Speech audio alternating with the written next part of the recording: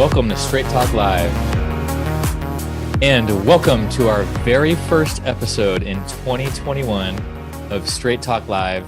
My name is Rick Snyder. I'm one of the co-hosts of our fantastic nonprofit show that's dedicated to really exploring the heart of human transformation, digital transformation, and social transformation and impact.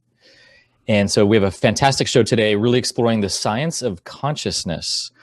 If you're like me, you're probably agreeing that we all need a little more of that right now, a little more consciousness of what we're seeing going around the world today in the last week or so. I am the CEO of Invisible Edge. I'm also the head of culture at Refound and proud co-host of this show. I want to also kick it off to my co-host, Af Malhotra. Af, take it away. Thank you, Rick. Welcome to the cool communities who are joining in today, the straight talkers, as we call you guys, and Happy New Year. And I want to start off with a pretty funny one, actually. When you talked about the New Year, a friend of mine, dropped me an email because you wish people Happy New Year, and he wished me. He said, "Well, I can't say much, but I'm going to say, hope you have a reasonable 2021. I was like, you must be European, and he was. So we wish you all a happy, not a reasonable New Year, and I think it's gonna be epic. I'm delighted to be on the show today again, of course, and starting 2021 with this very special guest of ours today, and of course, Af Malhotra, the co-founder of Growth Enabler, which is an AI tech startup that I've been working on for the last 5 years. And of course, thrilled to set this up with Rick, my friend. And, we've got a really exciting lineup for the following few months and weeks. And today is the inauguration with Mr. Tom Campbell. So why don't you crack on with this, Rick, and then we'll go into flow, roll up our sleeves and discuss this very, very important issue that is pertinent to all of us. Okay. So once again, this topic is one of the most interesting topics to me is, what is consciousness? What is that thing that lights up our bodies? What is it that gives us that sense of awareness and aliveness? What's going on there? And so we actually have Tom Campbell coming on board today, who has studied this specifically for over 30 years, an applied physicist, as well as an author and consciousness expert. So Tom, welcome to Straight Talk Live. Well, thank you, Rick. I'm pleased to be here. Excellent. So if you could just give our audience just a little bit of your background, if you could give a brief bio on how did you get into this field and just some of your passions that led you here? Well, it's been a long, strange path. A lot of times I get this kind of double take, and people say, what's a physicist like you doing in a place like this? Consciousness. Those two don't seem to mix. But I was a graduate student in physics, just finishing up on my PhD work, and I saw an ad to learn how to meditate. It was a transcendental meditation. And it promised that if I had learned to do this, that I would be able to get by on less sleep. And as a graduate student in physics, doing experimental physics, that was really an attractive proposition. So I signed up, and I'll try to make this short.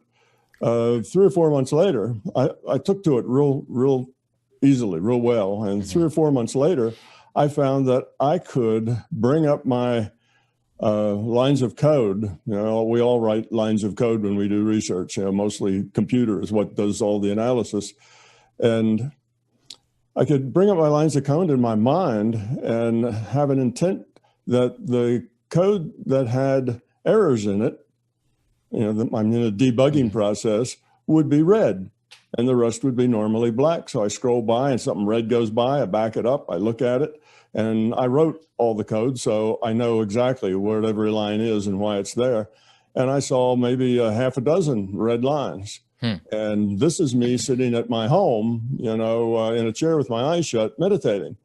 So I go into the office and I check, and sure enough, all those very same lines that were red were actually flaws in the code. And now this is back in the day when we're talking about boxes of punch cards. Okay, right. So we're talking like, I had something like 4,000, 5,000 punch cards. And some of the errors could be not necessarily coding errors, but the punch hole might have been slightly off because the card punch that punched it wasn't, they wear out. And as you get one that's out of alignment, the hole would be punched a little crooked, and that would create an error. So those kinds of errors showed up as well. Just to make sure I get this point, you would see the error in your mind's eye, and then it would actually show up in physical form on the screen. Exactly. Yeah. That is what was happening. So here I'm sitting in my home, and I'm in a meditation state, and I'm finding errors in my code. Now, back in those days, we had punch cards. Debugging wasn't like it is today. Now you punch a button, and the computer gives you all kinds of debug information, and every run only takes about 3 seconds before you get to make adjustments. In those days, you'd put a run in at the computer facility, the one computer facility for the whole university. And if you were lucky, in a week, you'd get a run out. It would actually run your job. You get in the queue. And if that job had a problem, there was no debug. It just stopped running, and you could figure out what the problem was. So being able to debug code was a super, important, really big thing. Most of us spent a lot of time doing that because, if you're only going to get one run a week or one run every other week, you better not have any errors in it, or it's going to take you forever to get the job done. So that was a big eye-opener for me. And I probably spent the next couple of months just pondering the possibilities, because up until that time, I'm the typical physicist that has the idea of a, what do we call it? If you can't measure it, it doesn't exist. Right. Or if it does exist, it's irrelevant. You see, that's called an operational definition of reality. If you can't perform an operation on it, which is, say, to measure it, then it's irrelevant. If you can't interact with it, then it's not really part of our reality. So this really started your hunger in learning more about how does the mind work, consciousness work, my interface with reality, how does this all really happen? And so that's really where that hunger came, and that wanted to double click on consciousness even more, right? Exactly, yeah. So I'm a physicist, and what physicists do is model reality. And on this day that I was able to do this and check it out, and subsequently did it again and again and again, my mind was open to the point that I was only aware of a part of reality. There was another whole part of reality that wasn't necessarily measurable, didn't interact with it in any physical way, but yet it had connection and impact on the physical reality. So it's not like they were entirely separate.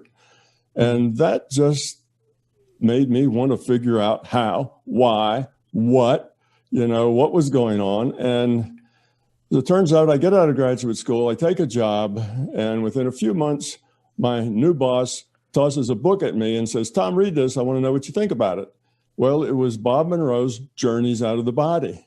And I'm thinking, ooh, this is weird. The boss gives you something about journeys out of the body. Ooh, what kind of place is this I'm working, But, he's the boss, so I read the book, and I tell him that if all of what I read in the book is true, then wow, that tells us about another reality. And I was already kind of open to that because of my experiences before. And if he's not telling the truth, and the guy's just trying to make something interesting to sell books, then how do you know? How can you ever tell whether something is legitimate or whether it's not? It's really hard to tell. Well, my boss agreed with me. He came to the same conclusion. So he looked up Bob Monroe, tracked him down, which was not easy to do, and found out that he was only about 45 minutes away from where we worked. So he made an arrangement to go visit him. And I'm thinking, I'm going to see, is this guy just a hustler or is he real? So I went out to see him. And as it turned out, he was no hustler. He was very real. He was very straightforward. He obviously didn't need income from a book. He was a wealthy guy. He was the CEO of his own cable company business, which back in 1970 was a brand new thing. So he was right in on the leading edge of that, and had the whole area a captive. You know, he was the only provider. So he was doing really, really well, lived in the kind of the mansion up on the hill with the lake and the white board fence where the horses ran along with the cars as you came in the mile-long driveway, you know, a typical kind of thing. And I thought, hey, this guy doesn't need to sell books, you know, particularly books on a you know, a kind of a very abstract subject. That's not it. So anyway, Bob had just built a lab to study consciousness, and he was looking for scientists to man it. You know, it was like, build it and they will come. He just had the idea he should build it, and he didn't know what he'd do from then. But there I was, and a friend of mine who worked where I did, an electrical engineer. So we immediately volunteered, and we started in another couple of weeks working with Bob 2 or 3 times a week, and then came into more like 4 or 5 times a week, until we were spending anywhere between 15 and 20 hours a week with Bob Monroe in his lab. And we first had to build equipment. You know, we had to do a little construction work to get it all set up. And then we would get in the booths, and Bob would try to teach us how to go out of body, because that was the deal. We'll be free scientists, and you be a free out of body teacher, and we'll each, you know, benefit from the relationship. And Dennis and I were both kind of looking at each other sideways and saying, you know, if this turns bad, if this isn't real, you know, if this is bogus, we're out of here. You know, we're not going to stay here too long. But let's just see what's going to happen. Yeah. So we did. Bob taught us. And within a year or so, both Dennis and I were going out of body whenever we wanted to, you know, on demand in the lab. And my job was to try to understand theory. What is it? What is out of body? Yeah. What does it do? How does it work? You know, how does it happen? And what can you do with it? What can't you do with it? And why? So kind of the nature of consciousness was my role. Dennis was the equipment guy. He was a double E, so he kind of designed and helped build and make equipment. Let's actually go there next. And just for the audience, one of the things I also appreciate about your background, Tom, is you go way out there and out of body, literally way out there. And you have very amazing practical experience consulting with NASA and the military and rocket science and crazy things like that. So it's amazing how you have such a wide range that you hold, which I really appreciate. And so really quickly, what is consciousness? How do you define it? And then I also want to hear about how do you talk about out-of-body experiences in a little more detail? Yeah. Well, I have a very simple definition of consciousness, and that is that it's awareness with a choice. So it's an awareness that can make choices. And that's basically all it does. It makes choices. It can communicate, say. It can interact with other consciousnesses. It makes choices. It can send data and receive data. So that's it. So would you say a flower makes choices, for example, or a plant? Well, I would say mostly not. But there's lots of gray areas there, you know, that we don't know about. So if we look at a dog or a cat, we'd probably say, yeah, they make choices, because if you're an owner of one, you know, they do make choices. They do have personalities, and they do, you know, have feelings, and they have all the things that consciousness has. But if you look at a clam, and you know, a clam has its foot out, and if you touch that foot, it'll immediately jerk it back inside. Well, is that because it said, oh, something touched my foot, I need to pull it inside? Or was that just hardwired? Just hardwired that if the foot gets a stimulus, then the reaction to that stimulus is to jerk it inside. Then that's not conscious. You see, so that's not a choice. You see, the one, you know, the dog has a choice whether to bite you or not. You know, the clam may or may not have a choice. We don't know. So what about flowers or trees? Well, you know, a flower will track the sun, right? As the sun goes by, it'll turn its face into the sun. But that seems to be just hardwired. The sun heats up one side of the stem a little more than the other side of the stem. And, you know, that's just kind of in its DNA to do that. So then that's not a choice. So that's not conscious. But let's say it may have awareness without choice. Then it's not conscious. Now, the flower may or may not, but trees may have conscious. But we have some experiments that show that trees seem to know some about what's going on in their environment. So they may be aware, but without choices, then I wouldn't put them in the realm of consciousness. So that's just my definition. That's what I mean when I talk about consciousness. It's awareness with a choice. Now, what does awareness mean? Awareness means that you take in information, right? That's awareness. Information comes in and you process it to some extent. You know, it's your information. It's what you see. So a tree may be aware of its environment in some kind of vague, kind of gross sense. I don't mean gross as nasty. I mean gross in kind of overall, big picture sense. You know, it's certainly not sitting there doing Sudokus in its mind or things like that. It'd be a very broad, vague sense. So it may have some awareness. I don't know. That's hard to test. How do you do research to test a tree's awareness? You see, that's difficult. But I doubt that it's conscious. But now we see books published about what's going on in the root systems of trees, where they interact with fungi and other chemicals, and they're passing things around, and they're helping some other tree not too far away that's having trouble. You know, they're sending nutrients over there, and they seem to be making choices. But the question is, are those choices free will choices, or are those choices just hardwired into its DNA, into its structure? Right. And I don't think we've actually satisfied that question yet. Yes, they're amazing and they do a lot of things, but hardwiring, like expert systems, you guys are into AI. If you talk about an expert system, that doesn't have free will, doesn't make free will choices. It may emulate, say, a human being, and it may be way much better than required to beat the Turing test, because an expert system, if it had enough processing fast enough and enough information, you could make it emulate a human being very, very closely. Theoretically. We're not there yet, but you could do that theoretically, but that wouldn't make it conscious. But if you have, but we will have conscious computers. If you would like to talk to that later on, because you're into AI, we could talk a little bit. How do you get a conscious computer, and how do you build one, and what are they, and kind of what's their limitations, and how does that work? Yeah. But in any case, we're just going on my background. So here I am with Bob and Roe, and I spend the next 35 years doing research in the non-physical.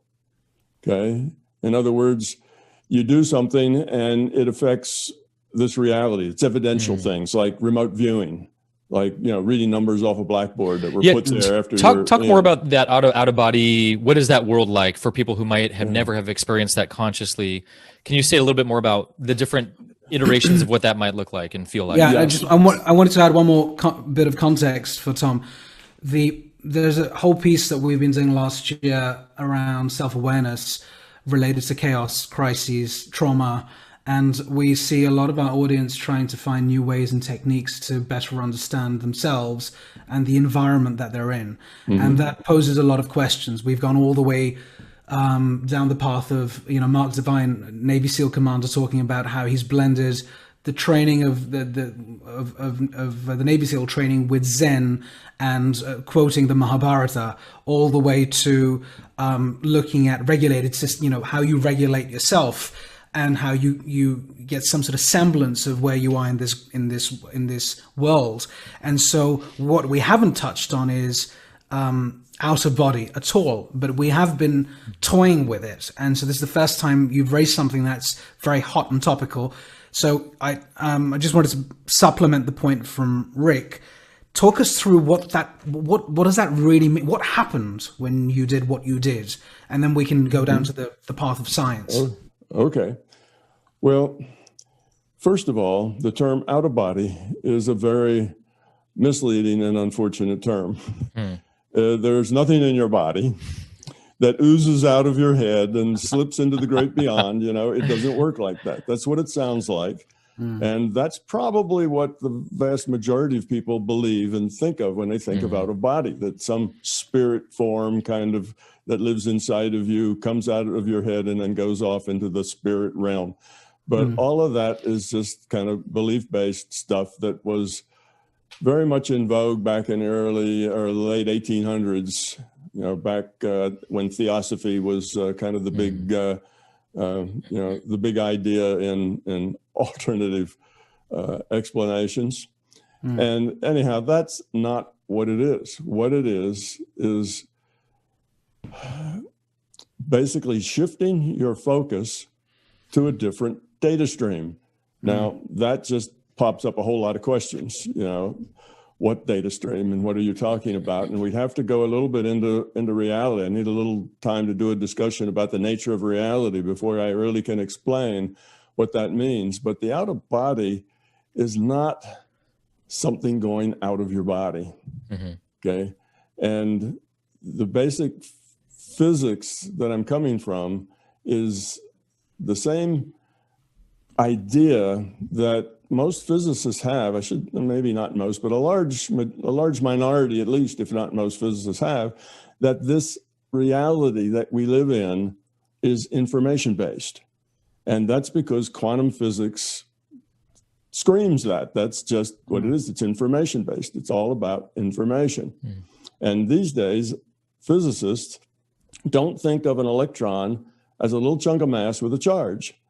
They think of an electron as a point with the attributes of mass and charge. Because if they try to model it as a chunk of mass with a charge, they can't predict right answers of experiments. It just doesn't work. Reality isn't like that. But if they look at it as a point with attributes of mass and charge, which is how you would simulate an electron, you'd make it a point and you'd give it attributes of mass and charge. If they look at it that way, then they can get the right answers. They can actually predict through quantum mechanics what happens in these, big colliders, where particles smash together and so on. So they have come to the conclusion that reality is information-based, not mass-based. All right. Well, if you start from that idea, and they don't like to go any further than that. Physics tends to stop there because they don't really know what the logical consequences of that statement are, that it's information-based. And because they don't have any mathematics that takes them anyplace else, they just kind of stop and say, well, that's it. It's information-based, but we don't really have anything else to say about it. It just is that way. That's what our experiments tell us. But you don't have to stop there. Okay, that's not a good place to stop. If it's information-based, that is the same as saying that it could be computed or it's computable. It's the same thing. Logically, it's the same thing. Okay, if it's computable, that's the same as saying it can be simulated. It can be a simulation. That's computable. Okay. And if it's a simulation, that's logically the same thing as saying it's a virtual reality. Okay. So they don't like to go down that path because they don't have any, it's like a wall they can't get through. They say, okay, it's a virtual reality, but what does that mean? They don't know. They can't go from there. They don't have any theory or math to take them into that space. Their space is all objective space. Science is objective. Anything that's not objective is not science. Consciousness is not science. That's something else. Science is objective. So when you are a materialist and you believe that, then you hit the wall here with this being a virtual reality, because that takes you immediately out of the realm of it's objective. It's not. It's virtual, you see. So that's that's kind of where science is with this. They get to that point, but we can actually go a lot further than that. It's not that hard to say, well, let's just take this thought. If it's a virtual reality, what does that mean? Okay. So let's just say, what is a virtual reality? You guys want to do that? You want to just run down this rabbit hole a little bit to kind of see where this goes? I'll end up about 15 minutes later or so with a pretty good explanation of the nature of reality, which then will make things like out of body seem a lot more rational. Or do you not want to go there? I think it would be great to touch on that, but before we do, when you, I'm intrigued by, it's playing on my mind, when you talked about the experience you had with Bob Monroe and various others, and you used to go and hang out in the lab and spend 15 or 20 hours a week. What were you actually doing? What was going on there? Well, in the beginning, what we were doing was he was teaching us how to let go of the physical world, which really wasn't all that easy for a physicist and electrical engineer, because we're very, reality based. We're very hardcore science types. But he taught us how to let go of that, which is basically what meditation does, right? In meditation, you have no thoughts. You let go of that physical world. We had to do that, and how to then experience, be open to experiences outside of that. And that meant that was difficult in the sense that your intellect wanted to jump in and do the analysis. It wants to jump in and make an assessment. It wants to analyze as you go, and that ruins the process. So what we had to do was learn how to just be, not thinking of anything in particular. Take the intellect, set it aside. Now you're in an intuitive space, and you just be, and you're open, and you let that go without comment, without being judgmental, just experience. Well, that was the first thing. We had to learn to stay in that state, in that intuitive state, and just experience. Then we had to learn to direct that to where we were in that state, but there were certain things we'd like to know, like remote viewing, at a particular set of coordinates, or something that's in some envelope someplace, a picture or a number. There's a big blackboard in the room next to the control room. And Bob, after we were in our isolation booths, we were in booths that were acoustically, and the one I was in electromagnetically isolated. It was a big Faraday cage. So we were in these isolation booths. Actually, there were 3 booths in a row. I was in number 1. Dennis was in number 3. So we always had a vacant booth between us. So it just kind of doubled up on the acoustic isolation that we had. Well, Bob could go in and he'd write a number. He'd write like a 12-digit number on a blackboard while we were in these booths, and we were to go look at it. So then we had to learn to direct our intuitive awareness, right? Direct it to particular things, and we would then see whether we got it right or we got it wrong. And of course, if you ever get it right even once, it's possible. After that, it's just a matter of getting good at it. You see? So we did it, and over and over and over again, all sorts of things.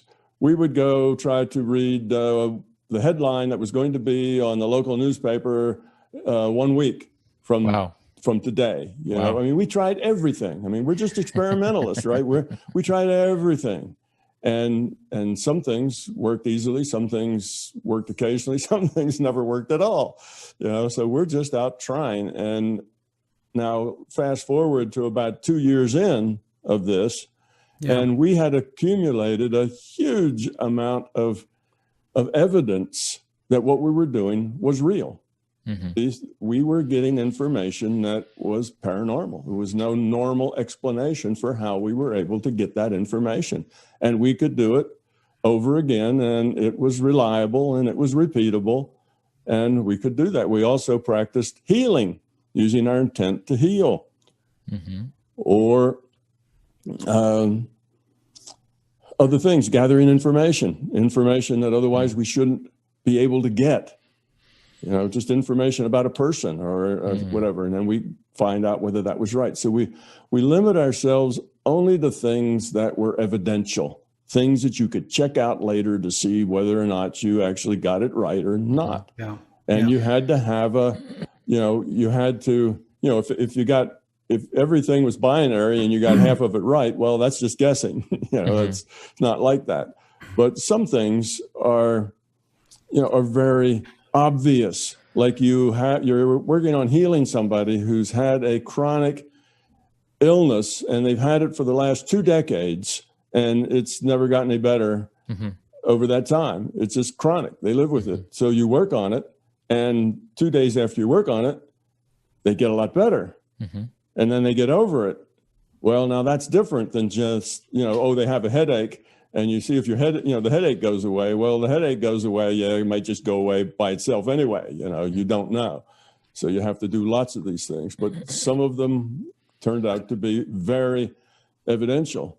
And we did that for several years. But, getting it in your gut and getting it in your intellect are two different things altogether. And at that time, both Dennis and I had gotten it in our heads. This was real. We were doing this stuff. There was no doubt about it. But I didn't actually have it at my gut level yet, because the gut says, yeah, but maybe there's something else going on. Maybe there's some other kind of explanation going on, And my kind of turning point where I got over that and stopped asking the question, is it real, was when Dennis and I went out of body together. And this was an experiment. Like I say, we're doing experiments. And this was an experiment that Bob thought up. And he said, okay, I want you two to go out together. I want you to meet up above the lab in your non-physical forms and go have an adventure. And we each had a microphone dangling just above our mouths. And this is the way we always did it. This is how Bob trained us. And as we had experiences, we would voice them. That's the way Bob could teach us. Otherwise, Bob had no idea what was going on in our heads. So there was nothing he could do to really help us out or teach us. So that's the way we learned to do this. So Dennis and I met above the lab, and we went and probably close to 2 hours worth of seeing things, talking to people, talking to each other. It was, it wasn't like we sat in a gray cloud, the whole time. Well, that's not very evidential, right? You have to, so we did a lot of evidential things. And when we got out of there, Bob asked us, you kind of get out of your booth, your isolation booth, and you go down to the control room. And so Bob said, hey, you guys think you were together? And we kind of looked at each other because we hadn't communicated during any of this. And I said, yeah, well, I thought so. And he said, well, he thought so too. And Bob says, well, listen to this. So he flips both of the cassettes. This is back in cassette tape days, which kind of tells you how dated it is. He flipped the both cassettes on at the same time so that they were synced in time. And there was Dennis and I having a conversation, answering each other's questions. Oh, wow. Look over there. Do you see that tower? You mean that big green tower with the stuff on it and whatever? And we go, yeah, right, that one. And so there was this conversation going back and forth between Dennis and I, who were, booth 1 and 3, all acoustically isolated, couldn't possibly have heard, what each other were saying. And Bob was able to talk to each one of us independently. He could slide a little switch and talk to me, or slide a little switch and talk to Dennis. And he would do it. And as we progressed through this, he was taking it all down on the tape. So at that point, that hit me like a ton of bricks. I probably spent the next 3 weeks kind of in a daze with the thought, my God, this is real. This is really real. I mean, how else do you explain that Dennis and I are going out, seeing the same things, having conversations, answering each other's questions? This obviously was real. The only other explanation is that one of us was experiencing this and the other was somehow picking up on their thoughts and getting it from them. But that's even more ridiculous than the fact that it's real. That's they're both really far out there as far as normal goes. So that was when I stopped asking the question, is it real? And I still didn't know how it worked. I still didn't know what the limits were, what you could do and why you could do it. Why does it work real well sometimes and is easy, and other times it's hard or doesn't work at all? Why is that? How does diet affect it? Is there anything else that affects it? And on and on and on, doing the research to try to understand these things. So 35 years later, I think I understand it, and I write my book, My Big Toe trilogy. And basically that was to be a book that explained consciousness. It was really a theory of consciousness. But I knew that consciousness was fundamental because I could do things in consciousness that would affect this physical world. But I couldn't do things in the physical world that actually rearranged consciousness. So the vector of causality was from consciousness to the physical world, not the other way. That tells you logically that consciousness is fundamental and the physical world is a derivative. Yeah. You see? So I knew that. And I wanted to, I wanted to derive physics, but I published the books and hadn't figured out exactly how to do that. But I knew you must be able to, because consciousness was fundamental and the physical world was secondary or was a derivative. Therefore, consciousness theory should be able to derive physics. And about 2 years after I published those books, the aha moments came and I got it. And I could derive physics and I could understand quantum physics. And it's not weird science. It's just logical science like any other science. You know, we have all of science and it's all logical and it's all rational except quantum mechanics. And that's just weird stuff. It's not rational. Well, it is. Once you understand it, you know exactly why the double slit experiment works the way it does. You know exactly, why all those things work, and you can solve all of the paradoxes. Physics is just riddled with paradoxes, things that we know are true because the experiments validate it, but we have no idea why it's like that. I mean, even simple things like, where does time come from? Where does space come from? Where does charge come from? Where does mass come from? All these things we don't know. And those are the basic things. Everything else in physics is made out of that stuff. And we have no idea. Physicists just say, well, they just are. We just accept them because they are. And we can show that they are. And we have no idea why. Well, there is reasons. Now I can tell you exactly where time comes from and mass and space and all those things. So it is better physics. And not only did I solve the big mystery in quantum mechanics, but also the big mystery in relativity, which is, why is the velocity of light always a constant? Everything else in our experience, if the source is moving, then the thing that's projected from that source is moving with the velocity of the projection plus the velocity of the source. Velocities add. But not with light. With light, it doesn't matter how fast your flashlight's going. When you flip it on, that light comes out of that flashlight at the same speed. Always just the velocity of light. It's a constant. And with photons, they either go at that constant speed or they don't have any rest mass. Tom, I wanted to ask you really quick. It was really fascinating hearing some of the benefits that you're talking about with out-of-body experiences.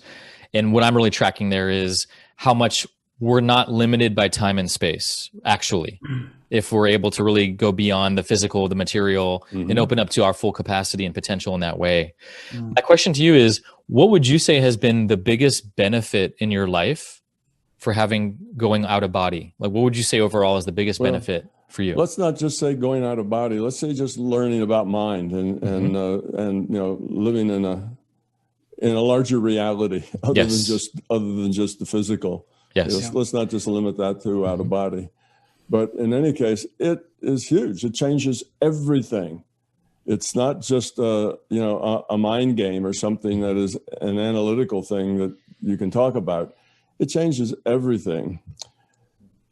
One, you now have a much bigger sense of reality. Okay, your reality is not this small little world anymore. It's a much bigger world. And in that much bigger world, information is available about all sorts of things. Information is available. And eventually, your everyday life is not so much a jump between here and there, like I'm in here, now I'm in the physical world, and now I'm there. But that all blends together into just one thing. You live in a larger reality. You live in a reality that has information in it that would seem paranormal to the objective part, but in your mind, it's just information, a source. So you live in a larger reality that has what my terminology, a lot larger decision space. Decision space are all the choices you have, all the things that you can do, all the things you're able to interact with. It's just a bigger reality. So that's one thing. Another thing is that you realize that you're not your body. You are consciousness. Consciousness is fundamental. And as consciousness, you're immortal. Your body dies, but you don't. Virtual reality. Your elf, your character dies, but you, the player, don't die. So we, consciousness, are the players in a virtual reality. And our bodies are the avatars in this virtual reality. And as strange as that sounds, that perspective solves a lot of problems. Like I say, all these paradoxes in physics, once you get that perspective that this is a virtual reality, so many things that are unknown and very complicated become very simple and easy to understand. So besides that, so you lose the fear of death. You have a much bigger perspective on what's going on. And when you have that bigger picture, you tend to let go of a lot of self-centeredness, a lot of ego. You let go of that because your perspective's bigger than that. That I is a very small perspective. And the smaller your perspective is, the more self-centered you are. Those things go together. So the self-centeredness drops away.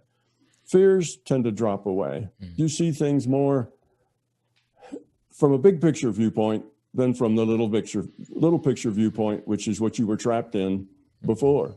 You let go of beliefs. There's all kinds of things that people believe, like out of body is that some spirit oozes out of your head and flies away.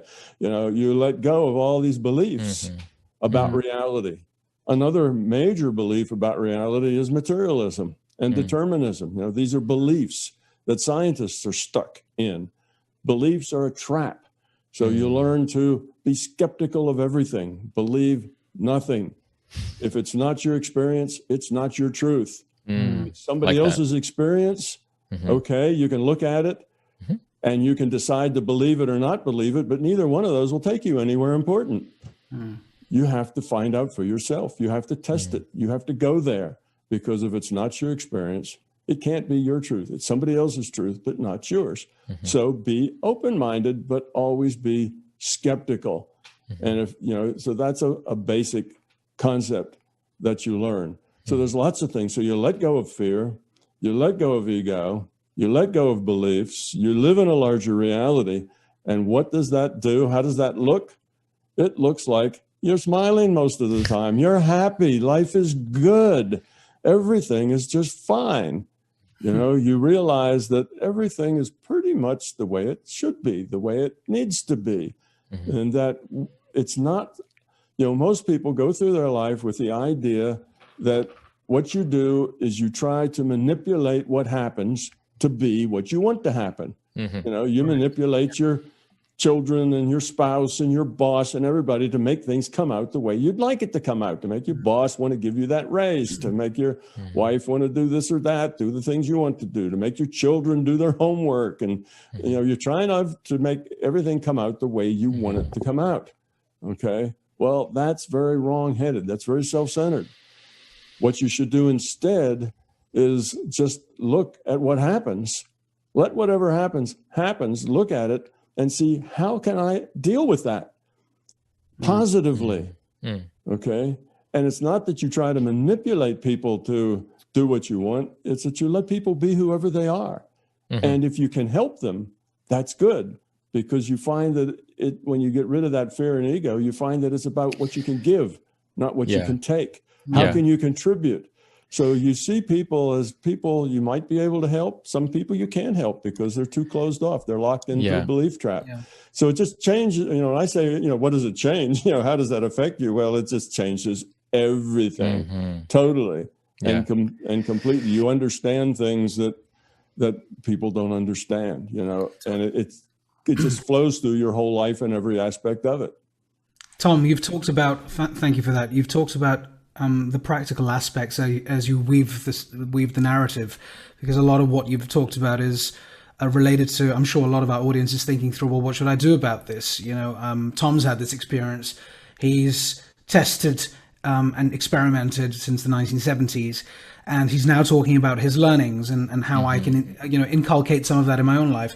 Then I have a follow-on question on that, which talks to what you've just said, which is, I guess that sense of realization where you are, the analogy I would give is, the way I relate to your points is, every time I take an airplane, and I'm sitting and I'm staring out of the window and I'm thinking about life and the busyness and everything else you've just talked about that consumes us. And as soon as the plane lifts up, you see that spot on the ground get smaller and smaller and smaller, and the cars get smaller and smaller and smaller. And then you're in the air and you think, oh my God, everything's so insignificant in that little house of mine, or that the little head of mine down there, because it makes no difference to the expanse around me. Right. That's the way I interpret what you've just said. And I often think about that when I'm on a plane. I think, my God, I'm so insignificant. Everything's so insignificant. There's got to be something much bigger out there.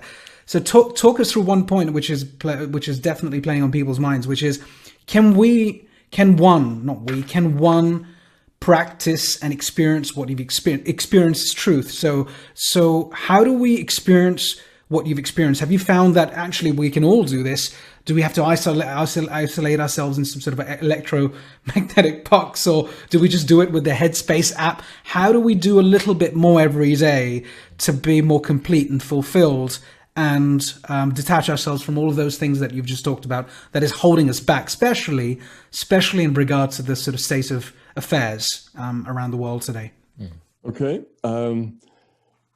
In order to answer that, let me talk about one of your later questions that we were going to get to later on.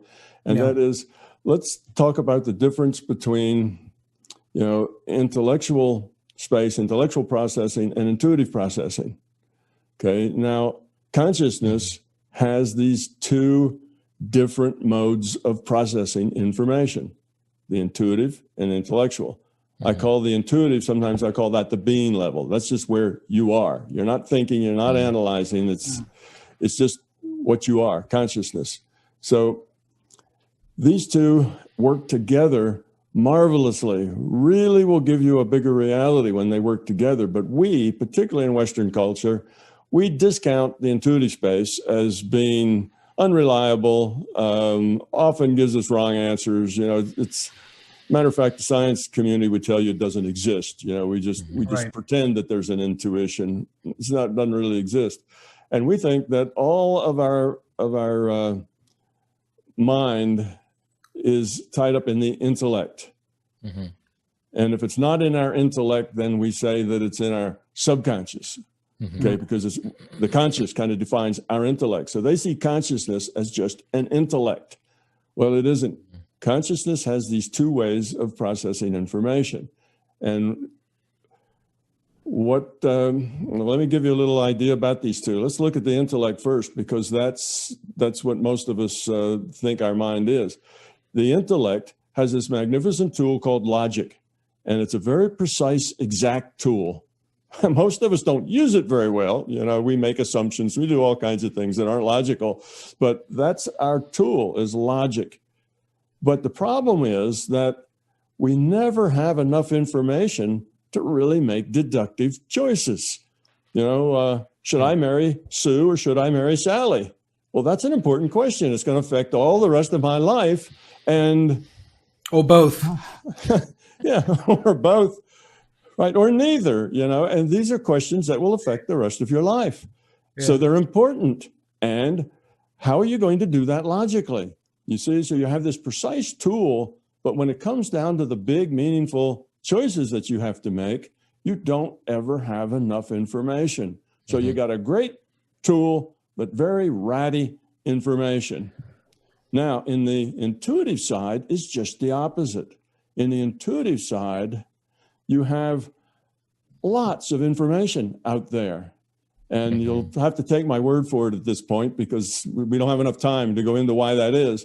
But there's information out there, very precise, very detailed on everything. So you have all of the information you could possibly need, but your tool now is a little ratty. Your tool is your own intuition. It's that part of you that's at the being level. It's at the core of you. It's not your intellect. It's just you at the core, your being level, your intuition. And that is ratty because it has to do with how focused are you? How clear is your mind? Are thoughts constantly running through your mind? How noisy is your mind? What's your attitude? What about your fears? What are you afraid of? If you get information that is that is contrary to what you believe, well, you'll just throw it away. You see, so you've got this really ratty tool that is not all that reliable because you've never developed it. Now, we have our intellect, which also has to be developed. You know, that's what we do, right? From kindergarten all the way through to graduate school, you're honing and developing and polishing that intellectual tool. That's what we measure when we measure IQ for the most part. We measure this, you know, that intellectual tool. How developed is it? And we don't develop our intuitive side. So we've got an intuitive side that is still, you know, 2 years old. And we have an intellectual side that has a PhD. And that's the way we go through life, terribly unbalanced. Well, what the out of body and remote viewing and what those things will do for you, those things in themselves are really not important. It doesn't matter that you can remote view or that you can go out of body. But the practice of those things require you to practice working in the intuitive space. So you can think of that as exercising that intuitive space, just like, you know, reading books, doing mathematics and solving puzzles exercises your intellectual space. Okay, well, doing these paranormal things exercises your intuitive space. Other than that, they really don't have much value in themselves, but they do have value in doing that. So when you develop your intuitive side, you will find that it is just as precise and just as reliable as your intellectual side. Right. It's just as reliable, just as precise. So a complete person is somebody who has a well-developed intuitive side, a well-developed intellectual side, and the two of those together are just amazing when they work together with each other, because you need both. You need really both to live in a larger reality, in a bigger world, see bigger pictures. You need both of those things going on together. So I would say, you ask, like, how do we do that? How do we get that? Well, practice working on your intuition, on your intuitive side. And there's lots of little exercises you can do. You know, you can just go on the internet. You can find dozens of little exercises for honing and developing your intuitive side. And which is what my whole book is about, actually. Decisive Intuition is exactly that whole point of how do you actually access that space. Yeah, so it's something you can do, but you have to work at it. Yes. And it takes practice, just like you had to work at developing your intellectual side. And that takes practice. Yeah. You know, if you talk to people who've never been educated at all, somebody grew up in the jungle and never did anything, right? If they're not very intellectual. Yeah. Everything that you can talk to them and carry on a conversation if you know their language, but everything is concrete. They can only talk about the stuff that's in front of them, that's there, that's concrete. And they may know a lot about that because that's where they live. But when it comes to abstract thoughts, abstract notions, how does this affect that? You know, thinking the next move three lines back or downstream in time, they don't do that. You know, that's something that you have to polish your intellect to be able to do. So first thing is you need to develop that other side of your consciousness and become balanced so that you can use both. So it's not that the intellect is a bad thing you want to let go of.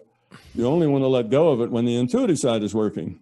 And the intuitive side needs to let go when the intellectual side is working. Exactly. And they both have to work together. And a problem comes up, an issue that you have to deal with, and whichever one has the better handle on it, grabs it and works. And as they get pieces that the other one does better, they shove those pieces over to the other side, and it all works together. So that's what puts you actually into a much bigger reality. You live in a space that has a lot more information in it. So what do you do? How do you do that? Well, meditation is a good start. And the reason that's a good start is because that will train you to lower the noise in your mind.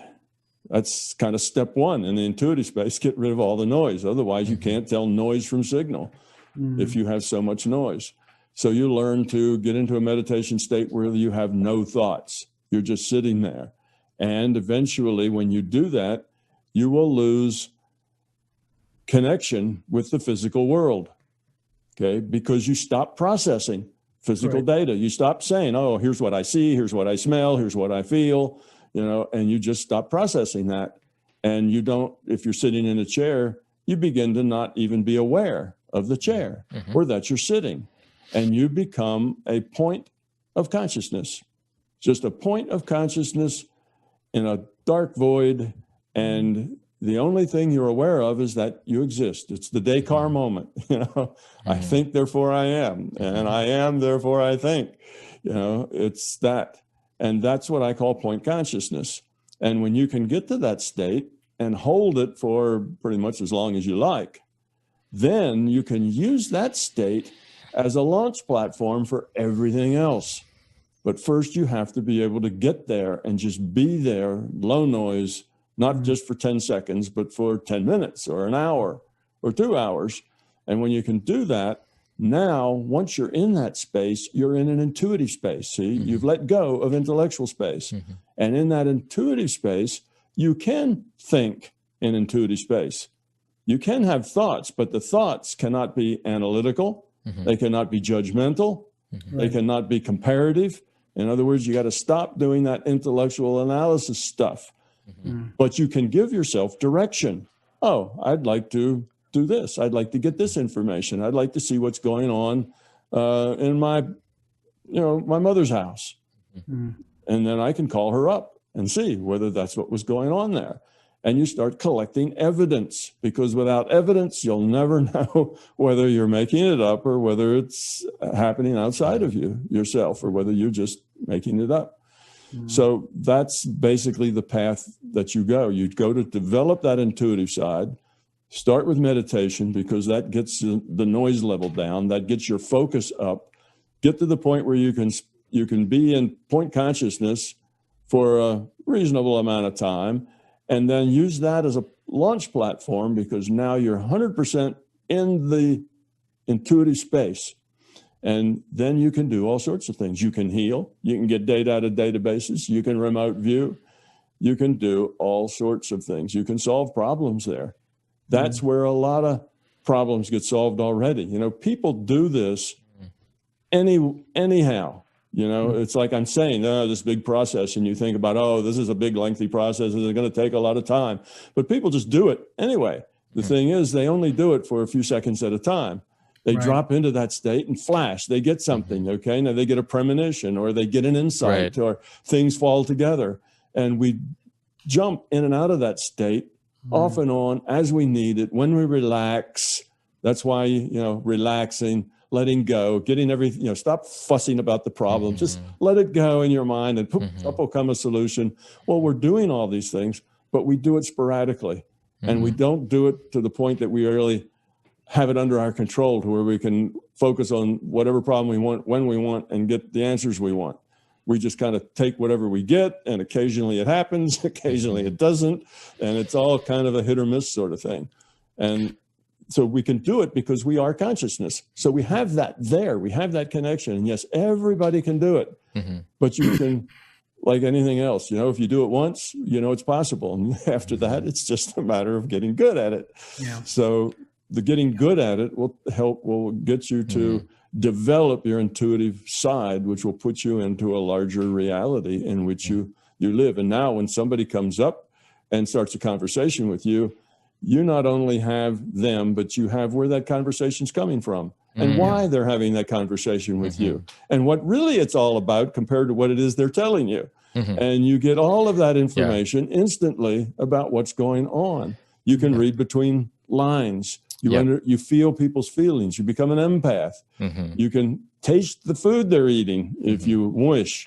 All of that information is available. You can go back and see things in history, databases.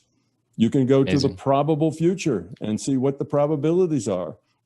And once you understand the probable future, you realize that our intention modifies that future probability. That we can modify those probabilities with our intent. That's a feedback mechanism. That's a way in which we participate in the reality that we have through our intentions. Through the intentions, just say, of all humans, we create the reality that we live in. Now, we don't create it entirely because we all interact with each other, and people do things that affect us. We do things that affect others. But in many ways, we change the probabilities of what happens. We collectively do that. And if you look out at this world and you say, wow, is this place dysfunctional? Look at all the greed and nastiness and meanness and dysfunction out there. Well, that is a very accurate representation of the quality of consciousness of humanity. That's who we are. That's why it's like that, because that's why we're, that's the way we are. And we say, well, if we could just change that politician and get rid of that CEO and, everything would be better. It won't be better. It'll only be better for a very short time, and it'll go right back to the way it was because we haven't changed any. You see? So getting rid of that nasty dictator, okay, that will make life more pleasant for people for a while, but eventually it'll end up back where it was unless we change. So it gets us to the point that if you want to save yourself and save your world, then work on yourself. Get rid of your fear. Develop yourself. Care about other people. It has to be about others, not about self. And that's your optimal thing that you can do to help the whole world, is to fix yourself. And when we change, when we grow up, well, the politicians and the CEOs and all those other people, they'll grow up too. They'll be a lot better. They're just us. Us in a position of power. That's a perfect note to end on, Tom. We have to end with our hour here, but that self-sovereignty you're speaking to is so incredibly powerful, and such a thread of our show of being a maverick leader is you have to have that level of sovereignty that you're talking about, that self-empowerment in that way. Tom, this has been absolutely fascinating. Thank you so much for your experience in testing this out all these years. And the place you speak from is very powerful. And we definitely would love to have you back at some point soon if you're open to that. If you intend and we intend, it can happen. Absolutely.